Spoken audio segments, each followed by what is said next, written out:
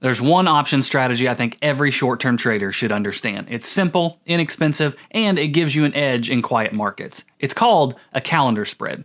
I'm Michael, I'm a pastor who teaches other pastors how to trade stocks and options for extra income, and in this video I want to show you a calendar spread using a real example from Amazon. Now this is an example, this is not a recommendation, but a calendar spread is going to utilize two options at the same strike price but different expiration dates. You sell the option that expires sooner, and you buy the option that expires later. And you can use either calls or puts to do this. And that shorter term option is going to lose its value more quickly than the longer term option does.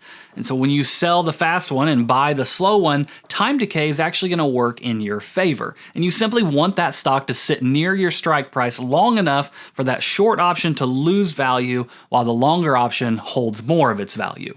Right now, Amazon's trading around $131 a share, and if you think it's going to stay in this area, maybe drift up toward 135, then the 135 strike price is a good spot for a calendar spread.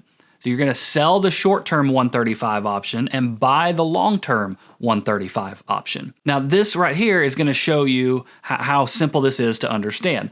The shape looks like a tall peak in the middle with slopes on both sides. That peak is right at your strike price, and it's where you're going to make the most money with a calendar spread. When the stock hovers near that strike, that short option is going to lose its value quickly, and that longer option is going to stay more firm. And that difference between the two options, or the spread, becomes your profit. If Amazon moves too far above or below that strike, the profitability drops, which you can see from the graph as the profit slopes down from the peak.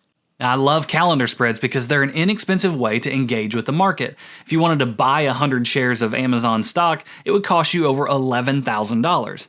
But this calendar spread only costs $300, which also is the most you could possibly lose on the trade, and that defined risk is another reason I like spreads like this so much. And if Amazon stays in this tight range over the next couple of weeks, you can grab a really nice ROI on a calendar spread, often 20 to 40% in just a couple of weeks. So if you have a good idea of where a stock is likely to pause or to consolidate, a calendar spread gives you a smart and low-cost way to take advantage of that quiet period. And it's a great tool to add to your short-term trading playbook.